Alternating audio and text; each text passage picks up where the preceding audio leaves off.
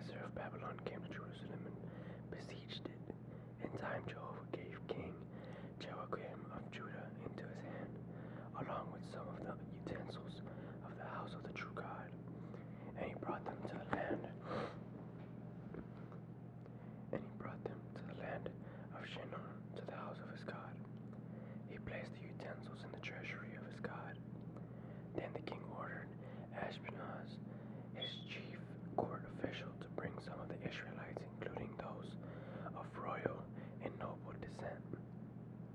They were to be youths without any defect, of good appearance, endowed with wisdom, knowledge, and discernment, and capable of serving in the king's palace. He was to teach them the writing of the language of the Chaldeans. Furthermore, the king assigned to them a daily ration from the king's delicacies and from the wine he drank. They were to be trained for 3 years, and at the end of the time, they were to enter the king's service. Now among them were some from the tribe of Judah: Daniel, Hananiah, Mishael, and Azariah, and the principal court official assigned names to them. He gave to Daniel the name Belshazzar, to Hananiah the name Shadrach, to Mishael the name Meshach, and to Azariah the name Abednego. But Daniel resolved in his heart that he would not defile himself with the king's delicacies or with the wine he drank. So he asked the principal court official for permission not to defile himself in this way. And the true God caused the principal court official to show Daniel favor and mercy. But the principal court official said to Daniel, I am afraid of my lord the king, who has assigned your food and drink. What if he should see you looking worse in appearance than the other youths of your age? You would make me guilty for the king. But Daniel said to the guardian, whom the principal court official had appointed over Daniel, Hananiah, Mishael, and Azariah, please test your servants for 10 days, and let us be given some vegetables to eat and water to drink. Then compare our appearance with the appearance of the youths who are eating the king's delicacies, and deal with your servants according to what you see.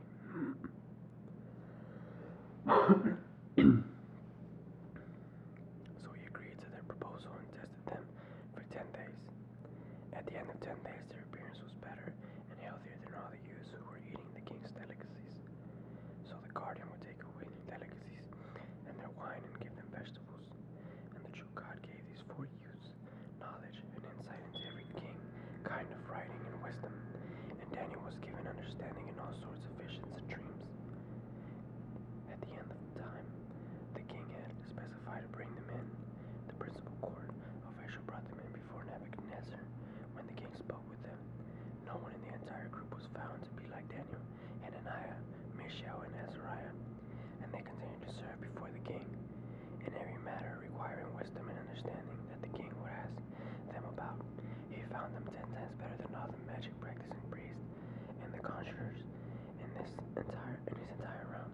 And Daniel remained there until the first year of King Cyrus. In the second year of his kingship, Nebuchadnezzar had a number of dreams, and he was so agitated that he could not sleep.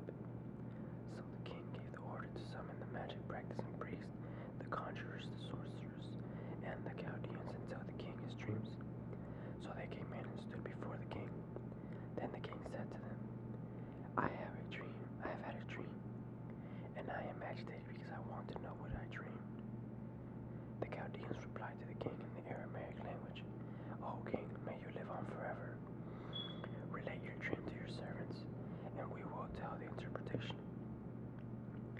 The king answered the Chaldeans, this is my final word. If you do not make the dream known to me, along with its interpretation, you will be dismembered, and your houses will be turned into public latrines. But if you do tell the dream and its interpretation, you will receive from the gifts and the reward and great honor. So tell the dream and its interpretation. They answered a second time, let the king relate the dream to the servants, and we will tell its interpretation. The king replied, I am well aware that you are trying my final word is. For you realize what my final word is. If you do not make the dream known to me, there is only one penalty for all of you. But you have agreed to tell me something false and deceitful until the situation changes.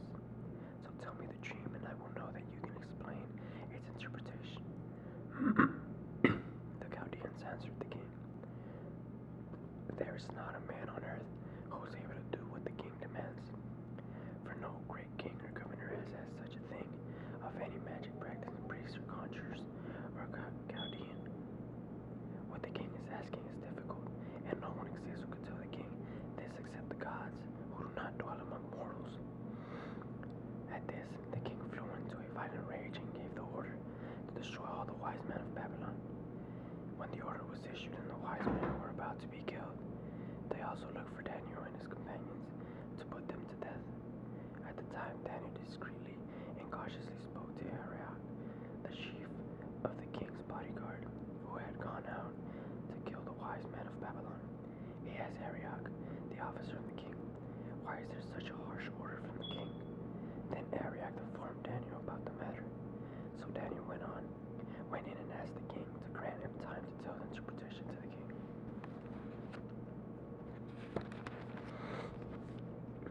Daniel then went to his house and informed his companions Hananiah, Mishael, and Azariah of the matter.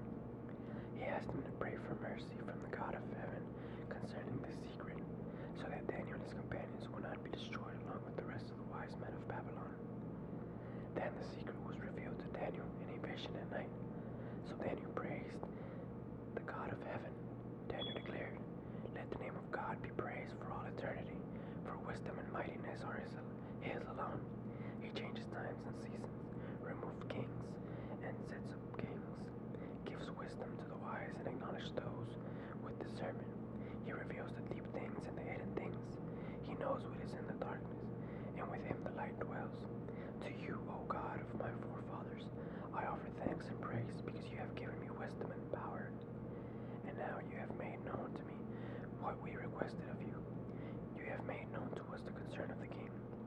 Daniel then went in to Arioch, whom the king had appointed to destroy the wise men of Babylon. And he said to him, do not destroy any wise men of Babylon. Take me in before the king, and I will tell the interpretation to the king. Arioch quickly took Daniel in before the king and said to him, I have found a man of the exiles of Judah who can make known the interpretation to the king.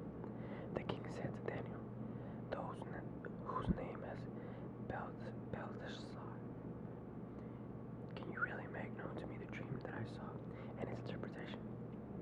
Daniel replied to the king, none of the wise men, conjurers, magic practicing priests, or astrologers are able to tell the king the secret that he is asking. But there is a God in the heavens who is a revealer of secrets, and he has made known to King Nebuchadnezzar what is to happen in the final part of the days. This is your dream, and these are the visions of your head as you lay on your bed. As for you, O king, on your bed, and your thoughts turn to what is to take place in the future, and the revealer of secrets has made it known to you what is to happen. As for me, the secret was not revealed to me, because I have greater wisdom than anyone living. Rather, it was to make the interpretation known to the king, so that you may know the thoughts in your heart. You, O king, were matching, and you saw an immense image. That image was the huge and extremely bright, was standing in front of you, and its appearance was terrifying. The head of the image was of fine gold. Its chest, its arms were of silver. Its abdomen and its thighs were of copper, and its legs were of iron, and its feet were partly of iron and partly of clay. You looked on until a stone was cut out, not by hands, and it stuck the image on his feet of iron and of clay and crushed them. At that time, in the iron, the clay, the copper, and the silver, and the gold were all together crushed and became like the chaff from the summer threshing floor. And the wind carried them away so that not a trace of them could be found. But the stone that struck the image became a large mountain and filled the whole earth. This is the dream, and we will now tell the king its interpretation. You, O King of Kings, to whom the God of heavens has given strength and glory, and into whose hand he has given me men, whenever they may dwell, as well as the beasts of the field and the birds of the heavens, and who he has made ruler over all of them. You yourself are the head of gold, but after you another kingdom will rise, inferior to you, then another kingdom, a third one of copper, that will rule over the whole earth. As for the fourth kingdom, it will be strong like iron, for just as iron crushes and pulverizes everything else, yes, like iron that shatters, it will crush and shatter all of these. And just as you saw the feet and the toes to be partly of clay and of a potter and partly of iron, the kingdom will be divided, but some of the hardness of iron will be in it. Just as you saw the iron mixed with soft clay, and as the toes of the feet were partly of iron and partly of clay, so the kingdom will be partly strong and partly fragile. Just as you saw iron mixed with soft clay, they will be mixed with the people, but they will not stick together, one to the other. Just as iron does not mix with clay. In the days of those kings, the God of heaven will set up a kingdom that will never be destroyed, and his kingdom will not be passed to any other people. It will crush and put an end to all these kingdoms, and it alone will stand forever. Just as you saw out of the mountain of the stone was cut not by hands, and that has crushed the iron, the copper, the clay, and the silver, and the gold, the grand God has made known to the king what will happen in the future. The dream is true, and its interpretation is trustworthy. Then King Nebuchadnezzar fell down with his face to the ground before Daniel and paid homage to him.